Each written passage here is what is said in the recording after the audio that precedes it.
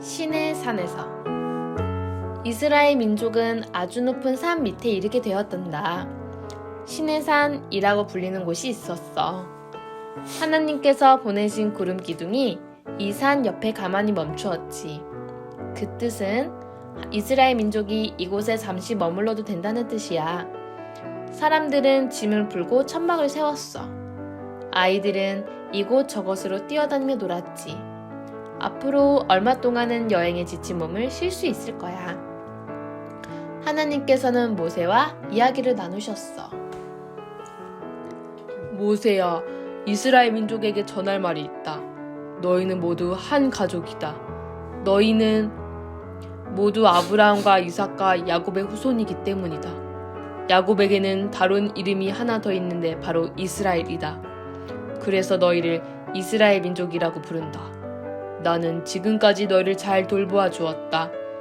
너희를 이집트에서 데리고 온 것은 바로 나다. 나쁜 파라오로부터 너희를 풀어주고 자유를 준 것은 바로 나다. 나는 너희를 위해 하늘에서 먹을 것을 내려주었고 바위에서 물을 나오게 했다. 나는 너희를 정말 사랑하고 앞으로도 지켜줄 것이다.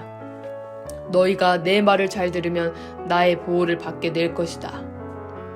이스라엘 민족은 하나님께서 자기들을 정말 많이 사랑하신다는 것이 아주 깊었지. 그래서 입을 모아 대답했어.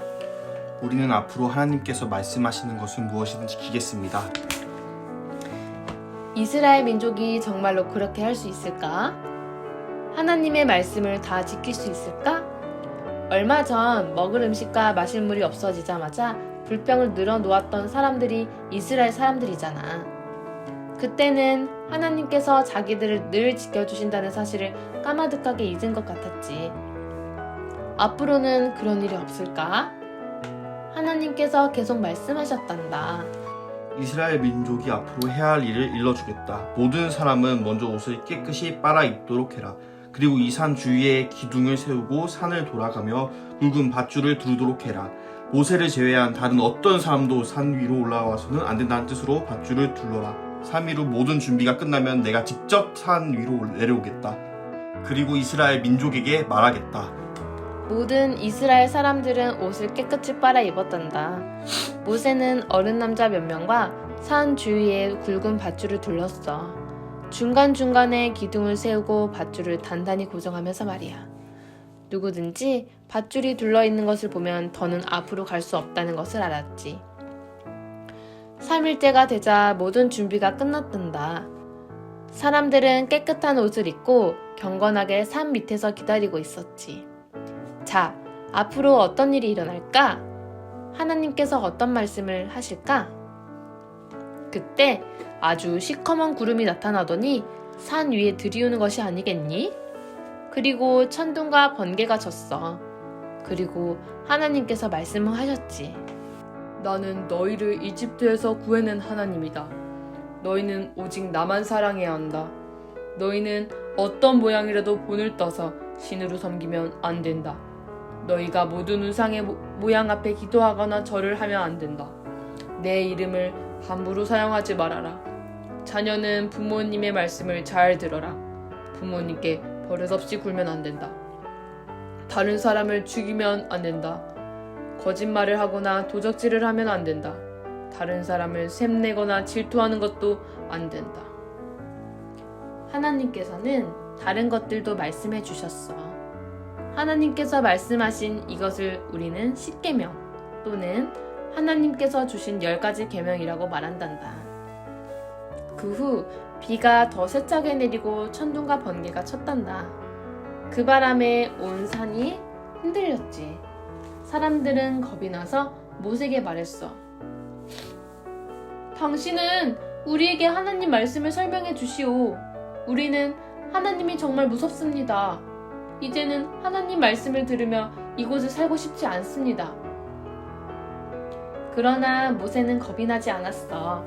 오히려 하나님께서 자기와 함께 이야기하고 싶어 하신다는 것을 좋았어. 모세는 하나님께서 말씀하신 모든 것을 책에 기록했단다. 그리고 그것을 이스라엘 민족 앞에 읽어주었지. 사람들은 한 번 더 입을 모아 말했단다. 우리는 항상 하나님의 뜻대로 살겠습니다. 과연 방금 한 말대로 할 수 있을까?